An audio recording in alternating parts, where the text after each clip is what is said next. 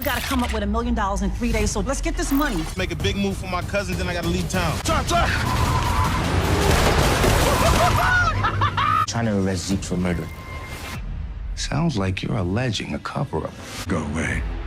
I don't take orders from you. Everyone takes orders from me.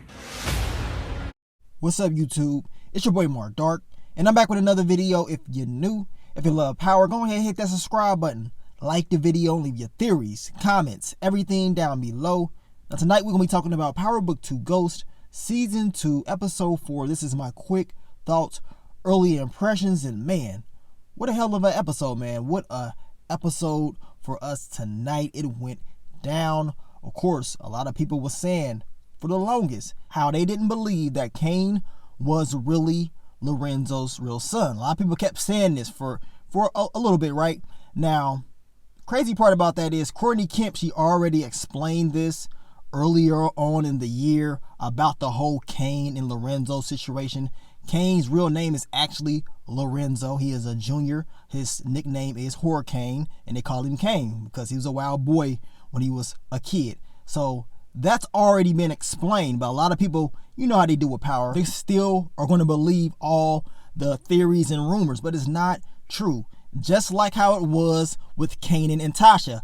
For the longest, people kept saying that Kanan and Tasha hooked up and that Kanan, he was Tariq's and Raina's real father. That was a big rumor. Courtney Kemp, once again, she broke that down. She said it's not true. So now we fast forward to today's episode of Power Book 2 Ghost, Season 2, Episode 4. A few days back, Courtney Kemp, once again, was asked the question about, is Mecca Kane's real father? And she said, well, that's kind of funny because you're going to see how it's all going to play out very, very soon, pretty much, right? And in this episode, we got the truth, which we already knew that Kane is Lorenzo's true son. But your boy Mecca, he is Zeke's real father. So we got that in tonight's episode. They waited to the end to give us that. And when you actually think about it, you know, it makes a lot of sense. It makes a lot of sense. Your girl Courtney Kemp, she explained that this season we're going to see a lot of different things about Monet. Learn a little bit more about her past and some of the mistakes that she has made.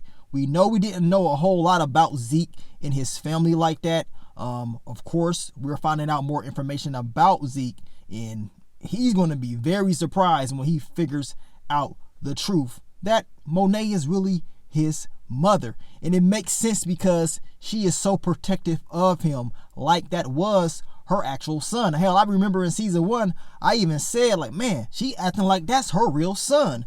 And that is the case. It is her real son. The crazy part about all of this is over the summer, and we talked about this, I made a video about this, they had a picture with Mecca, Monet, and Zeke on the basketball court outside. And in that article was pretty much talking about how Mecca is going to have some type of dealings with Zeke, that he's going to try to use Zeke as well. Not only Monet, but Mecca would try to use him. So, you know, that was kind of up in the air. We didn't really know all the details about that. All we know was Mecca was a new plug. He was coming in and he was trying to, of course, get back into Monet's life. But as far as being Zeke's father, that wasn't the case at all. You know what I'm saying? So for him to pop up and we get the full details of this, it's crazy, right? It is crazy. So we know that shootout is coming. Your boy Mecca, Zeke, of course, and Monet on that basketball court outside. It's about to go down. Now, that's probably going to happen towards the end of the season if I had to predict. But I did like some of the things that they did in this episode, man. They put it together very well. And it was a lot of things, y'all. Y'all know it was a whole lot of different things going on in this episode. It was busy. Your boy Tariq was so busy. And I explained this to you guys when I broke down Tariq's character for this season. I explained that Tariq is going to be so busy doing so many different other things. Realistically speaking, this dude cannot focus on the Tejada family like that because he has his own personal issues with his sister, his grandma. On top of that, he has to deal with the Tejada family trying to save Zeke. On top of that, he has to make sure Course Correct is doing what it's supposed to do. He has a lot of different things on his plate, and he got school as well. So for one person to try to manage all these things, it's just not going to happen like that. It's just not going to happen. We know this. So for Cane to go out there and, plot and plan against Tariq, as of right now, it is a little bit easier for Cane to do this. It's easy for him because Tariq is not really watching Cane like that. And as I told you, one of the things that Tariq cannot do, he cannot take his eyes off of Cane. Hell, don't take my word for it. Take Tariq's word. He even said it in season 1. He told Brayden, like, look, we got to watch Cane. When Tariq was breaking down the whole Tejada family, he broke them all down based on chess pieces. And he told Brayden, like, look, Cane is the one that we have to watch because he's a wild boy. He's a wild boy and you just don't know what he's going to do. So, as you can see in this season, Cane ain't been getting watched, especially not by Tariq, by Mecca, but not by Tariq. And that's a mistake because now Cane has took that badge that he had on Officer Ramirez and he has planted it at your boy Tariq's dorm room in his little drawer or whatever. So, it ain't looking too good for your boy Tariq. And remember what I told you guys. I told you guys this whole week. I said as of right now, all the pressure is on Zeke. But we already know, usually in Power, the second half of the season, it hits a switch. So all the pressure is on Zeke. Then we're going to get all the pressure is going to jump to your boy Tariq in the second half of the season. And now he's going to have to, really depend on all his resources. Tariq is doing all these different things, but once he realizes that he is being set up, that's going to wake him up. That's going to wake him up. So we're going to see what he's going to do. But, man, it's not looking too good for him. Quick thoughts, early impressions on your girl, Lauren. Hey, that class discussion that they had, talking about you're going to do what you got to do to protect yourself if it comes down to it. Well, Lauren, you pretty much did exactly what the class discussion was about. You doing whatever you got to do to protect yourself when your back is against the wall, because they put Lauren's whole future on the line by telling her, Professor Milgram telling her, look, you could lose everything. You ain't going to be able to go to grad school. I mean, it's going to be hard for you to make it in the future. You don't want this. You don't want your family finding out about any of this drug stuff.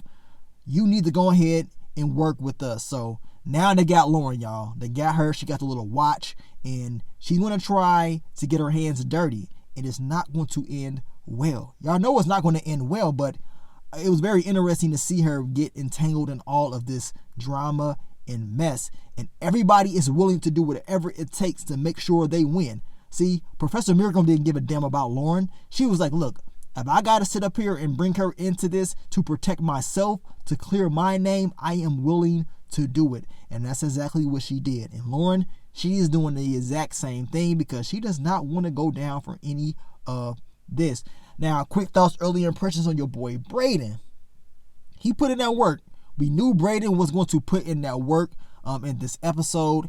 Him and Cane, man, they're getting very, very close. But we know Cane is just using him.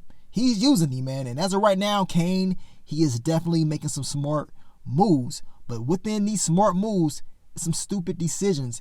And if he's not sharp, and I'm talking about razor sharp, he's going to slip up. Now, I know a lot of people was pissed off at Cane for what he did, but hey, he's doing whatever he got to do to survive. Everybody is doing whatever they got to do to survive. And at the end of the day, we're going to see what's going to happen to your boy Cane. We're going to see what's going to happen to him, man, because you're going up against Tariq trying to set him up like that. He ain't going to like it when he finds out. And to be honest with you guys, as I told you, Tariq really needs Brayden. He needs him to help him defeat all of this, because as of right now, Brayden is blinded by trying to prove himself to Cane, and he doesn't see it that he's being set up. But I guess towards the end of the season, his eyes will open and he will see the clear picture. But man, overall, man, this was a fire episode. A lot of different things happened, man. I can't even talk about everything in this quick thoughts, early impressions. I just wanted to talk about your boy Zeke.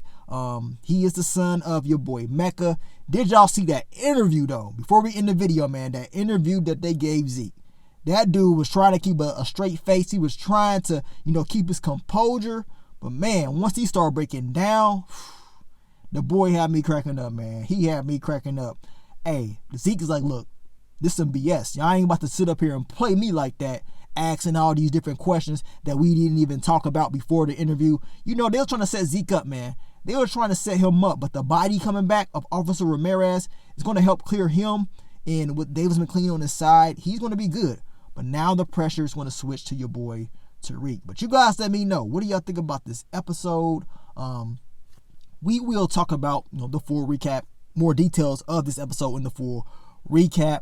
But like I said, overall, man, it's crazy.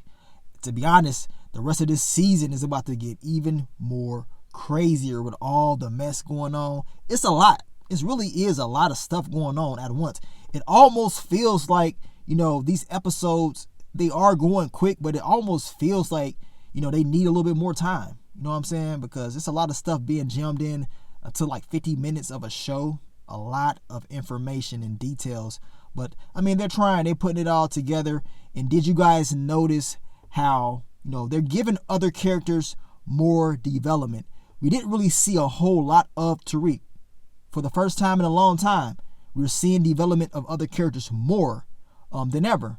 Because I felt like in this episode, I was watching more of the Tejada family and their story more than your boy Tariq and what he is going through. Like I said, it makes sense because Courtney Kemp has said that we want to see more of Monet and the Tejada family and what she's been going through.